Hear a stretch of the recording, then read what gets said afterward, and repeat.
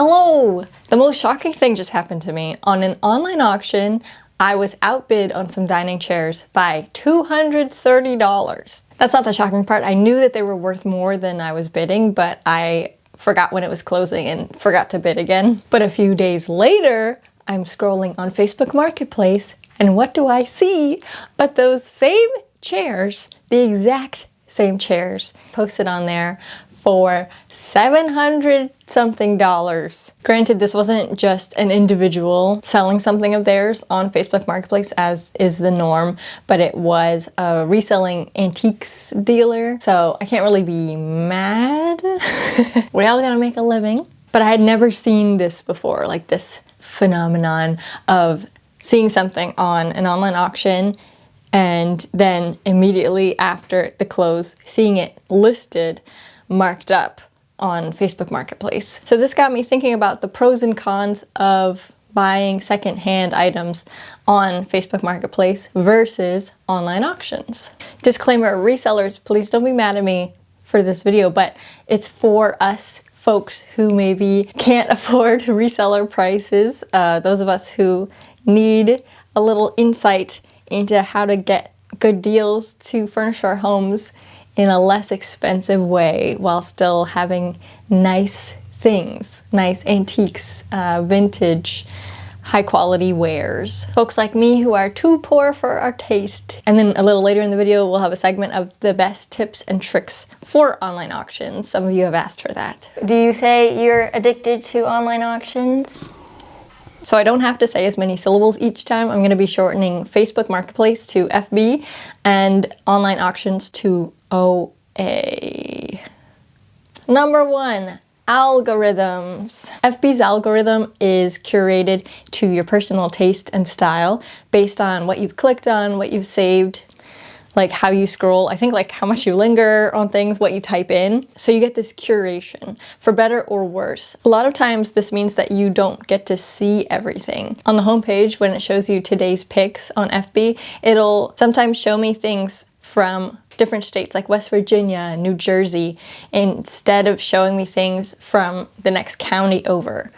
And it'll do that if it thinks that that item is more desirable to me. Even when I've searched for things like dining chairs, for example, it will not show me the closest thing first. It'll show me the thing that is the most in my taste, in the algorithm's opinion. But sometimes it doesn't know me as well as it thinks it does, and it won't show me something that I would have wanted to see. I've had to scroll a long time and then I've seen something that's like 10 minutes away from me. That's exactly what I wanted, but it put it way down there because it was like, she doesn't really like that. So the algorithm can be hit or miss in the sense that sometimes it'll hide things from you for your own good, but sometimes to your detriment. OAs don't really have an algorithm at all because it's just showing you the lots that are available. It's showing you everything in the auction, and the auctions it shows are those that are within the miles that you look up for locations near me. You can view every single lot in the auction. Everything is available to you to see. There's no invisible force shielding you from things that you may not like, which again has pros and cons. Like you have to do a lot more digging, but you get to see things that maybe an algorithm would have thought you wouldn't care about. Facebook Marketplace. Online auction. I want to issue a warning. OAs especially can be extremely addicting in nature. I was talking to Esther about this, my sister, and she said that what'd she say? She said it itches the monkey shiny object competition part of our brains. In OAs, you're bidding against other people, which can be sort of thrilling. It's very competitive, and that aspect can make it super addicting. Sometimes you want to keep scrolling through junk because you think that maybe you just haven't seen the great thing that you're meant to buy. When you finally see that one sweet deal, you get a high. I think if you have an addictive personality, I would advise you not to get into online auctions because really nobody wants to become a hoarder, and online auctions make it very easy. FB can be somewhat addicting as well because there is that thrill of the hunt and finding that perfect thing, but I do feel that the risk is lower. Online auction. Facebook Marketplace. Facebook Marketplace. Available inventory. OAs are very random and they are usually estate sales, so it depends on what that person had. Sometimes they can be incredibly specific with the items that they're presenting to you. I clicked on an auction once and it was only tractors. Sometimes a good chunk of time will go by before I see a decent auction within 25 miles. But also there's multiple online auction sites to sift through, so each one has slightly different auctions, different styles of auctions. Whereas Facebook Marketplace is always well stocked. People are posting stuff on there every minute, like every second, trying to get rid of their crap. You refresh the homepage and you get new stuff. It's a never-ending cycle of new things that people are trying to offload. And everything is in one place. It's not like you have to go to different sites to see what people are getting rid of. It's all there on Facebook Marketplace. But for both options, you do have to do a lot of sifting and wading through to discover the thing you actually would want to buy. Facebook Marketplace. Online auction. Reliability. Always lock you in when you bid. Your card information is stored for charging and there's accountability there. Some places you have to go there and then they'll charge it, or some places once you win the auction, it'll charge your card automatically. If you don't go pick up the item that you bid on, you are banned from the site. The auctioneers are vetted and well known. Like there's some sort of process to become an auctioneer, and it's very well trusted. There's not like scams happening on online auction sites that I know of. I think I saw one thing on Reddit where something was listed as real gold and then they got it and it was not real gold. So I think there can be that sort of thing, but everything is as is and they're listed to the best like description that the person is writing. So sometimes you have to have the discerning eye, but also I think there's accountability if that happens. I think that there's channels where you can complain and maybe get some money back. Whereas Facebook Marketplace is filled with the randomest randos, including myself. We are a flaky bunch, unfortunately. Like recently there was this pull-out blue couch that became a bed and I really liked it. And I thought, ooh, that can go in my office and then it can be a spare room. And that would be awesome. Then the living room doesn't have to be the spare room when people come to stay. So I messaged the person for the dimensions just to make sure I could like fit it through the doorway and get it up the stairs.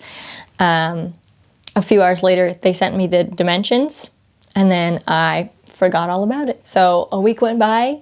Unfortunately, I know, it's bad. I'm one of those people. I'm one of those people who's really obnoxious and I'm sorry. And I know it's wrong. I don't mean to do it. My brain is too full of crap and things are swirling around. But then I messaged them and I said, hey, I'm so sorry. This week's been crazy and I'm still interested and I can come get it this weekend. Let me know if it's still good for you. They didn't respond. And I think probably they were mad at me or they are the same as me. But that was like a month ago and the couch is still listed. So either it got bought and they just didn't take the listing down, or they are also not checking messages. Facebook Marketplace, Facebook Marketplace, online auction. Transparency. In OAs, you can see exactly how much someone else is bidding up against you. It pops up. Sometimes it'll immediately text you and say, you've been outbid. In OAs, it's kind of nice. You don't have to feel bad about trying to pay less for something because it's just like a button you're pressing. There's not someone else directly on the other side that you are trying to give less money to. If you win one of the lots, then you have to pay a buyer's premium, which is usually 15 to 20%. It depends though, sometimes it can be higher. You really start to feel the buyer's premium when you're bidding on something that's pricier. On FB, you are shown the price that the seller is asking for, but it's more like a flea market or a yard sale where it's acceptable to barter. The culture on FB is that it's very acceptable to haggle prices down. And of course the seller can say no if they don't want to. But on FB, you really have no idea how many people have messaged the same person that you are reaching out to. You might be trying to haggle and someone else might be offering full price. And so you really have no idea. You're kind of in the dark about what's going on their end. I saw these beautiful red fabric vintage office chairs. They had a bunch and I was gonna buy 2. So I haggled for a price for the 2 chairs combined and they agreed to it. I'll message you on Saturday for the address to come pick up. They said, great. I messaged them, I said, hey, can I have the address? And they said, I sold them. And I was like, what? What? Sellers don't really communicate. They just will do whatever is most convenient for them to get rid of the item, get the best price, whatever it may be, which I understand. But in some ways that makes FB less reliable because you never know what's gonna happen. The person also may just not show up. They may ghost you, they may change their mind. On Facebook, if you want something badly enough, I think the best way to do it is to offer the full price and then say, I will come pick it up tonight. And that way, I think you're pretty much guaranteed to get the item if the person is responsive enough. Here's a few more things in my home that I've gotten on Facebook Marketplace and online auctions. Facebook Marketplace, online auction, Facebook Marketplace. Facebook Marketplace, Facebook Marketplace, Facebook Marketplace, Facebook Marketplace, Facebook Marketplace. I don't think that's comprehensive. I just can't remember maybe where everything has come from and I'm forgetting something, but I think that's almost everything. And with that, let's go to online auction tips with my dad. And you too. They want to be in the video. You guys want to be stars. You guys want to be stars. All right, we're here at my parents' house with my dad because he is the online auction professional. So he has the tips for you guys that you have asked for. So you can start with your first tip and then we'll see if I have corresponding tips. All right, so they're not in any particular order. To me, the hunt is part of the process. You have to enjoy it and be willing to spend time searching. There's so much stuff to look through. All the lots even have multiple items. So even picking through, me and Gavin recently bid on one where there was like 7 stools and some end tables, and we only really wanted 2 of the stools, but we looked through all the pictures and then we saw that those stools were in it and they weren't even in a prominent place in the first picture, so we wouldn't have seen it unless we clicked through. So it is a lot of work. Yeah, and if you use specific search terms, you may miss out on stuff that isn't listed in descriptions, whereas if you're willing to at least quickly look at every lot, at least the thumbnail of the lot, and something could catch your eye. The different sites that I use, shopgoodwill.com is one that I use if I decide I'm willing to do shipping. That's where I started years ago, really, was shopgoodwill.com. Sometimes get stuff as far away as the West Coast because I like wool. So this wool shirt was one that I got at shopgoodwill.com years ago. Locally, I use High Bid and CT bids. CT stands for Carrying Transitions. Those ones I put like a 50-mile perimeter on the searches, and 50? Yeah, I very rarely am willing to go that far, but I decided that if I see something exceptional, I would be willing to go as much as 50 miles away. Dang, mine's always on 25 is the max. I mean, you have to decide, are you willing? Are you willing to go that far? They have 200-mile limits and 500-mile limits, Right. and perhaps somebody who's buying a really nice car or something might be willing to go that far. He gave away the names of the auction sites that he is using. So everybody who's in 50 miles of Maryland, don't snipe his stuff. You can see, I think sometimes you can see the username of someone who is bidding. Sometimes it seems like they give an encrypted name Okay. that you can't. Right, it'll be like dashes. There was the one, the bed that I was trying to help you get, and it was Cheryl, kept winning and beating me. Yeah. Cheryl.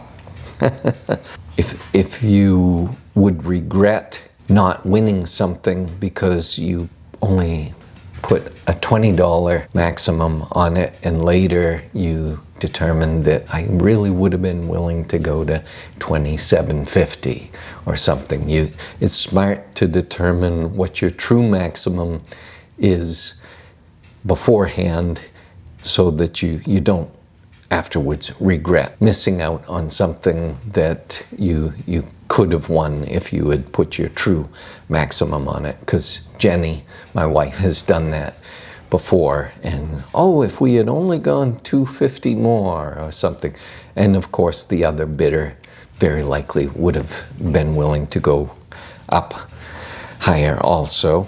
In a recent one, I was looking at art, and Gavin really wanted this one. It was like a Chinese pharmacy print. I put a bid on it just so I would remember, like, oh yeah, I want to bid on this. So I put a max bid, but it wasn't the real max I was willing to go, but I was like, I'll check back in later. And I never did, and I forgot about it. Yeah. And we were outbid, and it went for $40. Which, yeah, the other person might have kept going up anyway, but I was like, 40. I would have paid 40. Yeah. But you win some and you lose some. I often will not initially put my maximum bid on. I'll put an opening bid on just to store it away. And the same as you, I figure I'll go back and see it later. And of course, sometimes I have forgotten also and missed out. But if you bid your maximum too early and other people are, let's say, emotional bidders, they may bid something up very quickly and put it out of reach. Rosen mentioned sniping, which is actually kind of impossible on a lot of the bid sites now because they have what's called a soft close. And if you wait until the last minute to put your maximum on, it may not work out necessarily in your favor. They will immediately add 3 to 5 more minutes to the auction to allow the other bidders to catch up and rebid. Yeah, because it helps the site. It helps the auctioneer get more money by giving more time. It still can work in your favor if the other bidders are not monitoring. Right, if they also forgot. The auction. Yeah. You were bidding on a few items at an auction recently where there was one thing that you truly wanted and other things you bid on thinking, if I get the one that I want, I'm also willing to get the other things. But that didn't work in your favor because the one you wanted, you didn't get, and then you were forced. It was a whole bunch of lots, and there were a few things that I was interested in, and so I bid on all of them at the same time. But I really wanted 2 things. I let the time go, and then the 2 things I really wanted were outbid, and then I had 3 other things that I didn't even care about, but I had bid on because I was like, oh yeah, when I win those 2 nice things, then I'll also get these little things for cheap, and that'll be fun. But instead I only got the little things for cheap, but I had to drive like an hour and 10 minutes away to go and get the things I didn't even care about. They want to discourage you from bidding on things and then not coming and picking them up, and they can block you from future auctions if you are one of those people who thinks it's more of a game or whatever. So look at all their policies before you bid and make sure that you are willing to make the trip. Yeah, reading the fine print, making sure you know when the pickup time is. There's some auctions, you just make an appointment and you can pick it up whenever, and there are most that you have to come on one day between a 3-hour time frame. So you can find that information in the auction info. So you have to read that first to make sure you can even go pick up the thing, or else you have to get people. We've helped each other pick things up when we knew we were gonna miss the time frame, because it is such a tiny block for a lot of these auctions. What you just shared was actually my last point, and that's cool. Yeah. Cash and carry, or pay and pick and pay. Pick and pay at CT Bids. At CT Bids, yeah. I don't know if the other places have it. No. So CT Bids, they're liquidating everything in a house where someone has, It's an estate sale, Yeah. typically. like everything that's in the house pretty much is available, but they didn't have maybe the resources to take a photo of each thing and create like a lot. If you win something and you go in to pick up, you also can go through all the stuff that's left over in the house that they didn't have time to post. Unless, I mean, many times some of the things are going to family members, so they'll have a table full of things. The one I was just at, it was like just piles Oh. in random spots. But usually, yeah, it'll have a little piece of tape over it that says pick and pay or something to make it clear. But there was a pile of like lamps, and I was like, this was in a pile in the garage. And they were like, oh yeah, that's fine. Yep. I was worried because there's blue tape kind of everywhere. It was like Right. stretching over so many things. So making sure to talk to the people. But I think I got 3 lights for I think $12, and they were, I like them. They're really cool. They're just trying to get rid of it. Right. So it'll be dollars. Bargain prices. Yeah, like yard sale or like a cheap estate sale. I want to say, stick with your max bid. Like once you've decided it, you need to stick with it. Because like you said, it's very easy to get emotional. When I was getting outbid by Cheryl, I kept seeing her name pop up and I was like, Cheryl! But she wanted it and she knew how much she wanted to spend. I know how much I want to spend. I'm not fighting Cheryl. I am thinking about what I need, what I'm willing to spend on what I need. Do I even need it or do I want it? So it's like weighing all those things and then making a decision and sticking with the decision, not getting emotional and not getting into like the sport of it. Because it should be more about what do I need for my home or whatever I'm using the item for, instead of just like, I got this, I collected this, and I sniped it from that person. Ha ha! I mean, you can do that. You can bid for the sport, but I think that can lead down unhealthy paths to be avoided. Is to be avoided, I would say. Do you say you're addicted to online auctions? I suppose to a certain extent. I spend hours per week looking through, but I haven't made many poor decisions. Just a couple. Couple, yeah. Here and there. When I walked in, what was he doing? He was on online auctions. It's your hobby, I would say. It's a hobby. Yeah, Yeah. because it's fun. It is fun. And Yeah. in the competition or sport, like you say, there is an adrenaline that can come with that for sure. But I have not lost the house to auctions, Very good. and I won't. Maybe we can end by showing the things in this house that you have won on online auctions. Okay. Doesn't have to be everything. Do this. Yes, actually, this Ah, come look at this table. it was under $10. It's got inlay marquetry It's beautiful. living room. And, Oh yeah, let's and go the- look at that. Oh my and gosh, that rug is so nice. And the rattan sofas. Oh yeah. This is a Tibetan wool rug Nice. that I won on a high bids auction. It's so pretty. Do you remember how much this one was? I think I paid $100. 100. Nice, that's how much we got ours for. Sorry, the dogs are so loud, stomping their feet.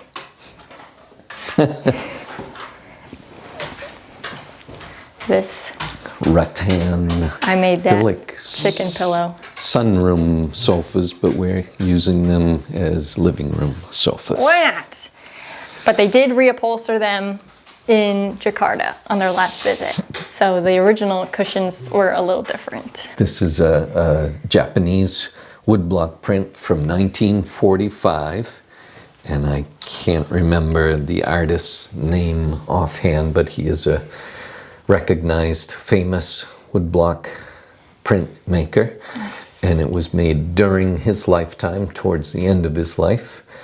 And I had to travel 50 miles to get that. Dang. And no one else apparently recognized that it was not just a cheap print, but there was something about it that told me it was a genuine woodblock print, and I'm sure I got it less than $20. You're pretty good at seeing that something is worth something or good quality. The pictures are often showing them looking dirty or like piled up on top of each other. Usually the pictures don't make items look desirable. So having an eye that sees the potential Yeah. is important. But you don't want to get carried away because then everything can have potential. Sure. Do you guys recognize who that is? Can you tell who it is? He's a famous guy on our channel. So this clock is a Vienna regulator, over 100 years old.